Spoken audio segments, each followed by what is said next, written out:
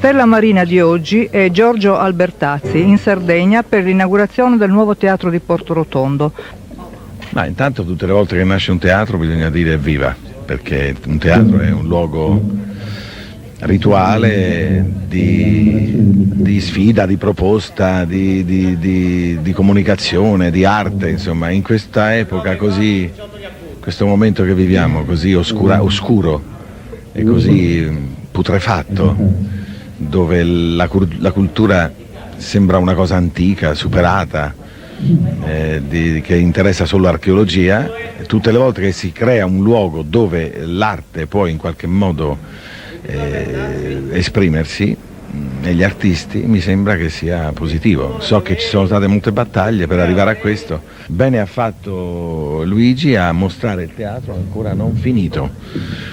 Cioè, qui c'è un abbozzo di teatro, no? Ci sono delle cose da fare, bisogna modificare il fondo, bisogna forse creare dei gradini davanti, però è importante lavorarci ancora e per questo credo che sia necessario l'intervento delle autorità. Poi sarà importantissimo farlo vivere. Ecco, farlo vivere è il problema più delicato, perché la programmazione in questo luogo, così come è concepito, deve essere una programmazione alta e questo si sa che è difficile perché bisogna affidarlo ai competenti e non agli incompetenti che magari guardano soltanto le faccine televisive e invece forse l'arte sta altrove anche.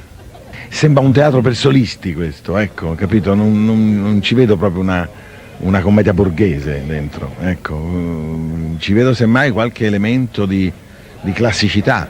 Ci starebbe bene l'Adriano qua. Certo, le memorie di Adriano starebbero bene. Beh, aspettiamo per la prossima stagione. Dovrebbero venire fuori, bisognerebbe poter salire anche da dietro, vedi, in questo teatro. Sì. C'ha delle cose un po' bizzarre, insomma, la struttura generale. Alcune cose che sembrano un po' futili, un po' alla mod, insomma. Un po' come questo posto. Però il posto è un po' così, quindi bisogna, sì, lo rispecchia, Il teatro deve rispecchiare anche il luogo dov'è.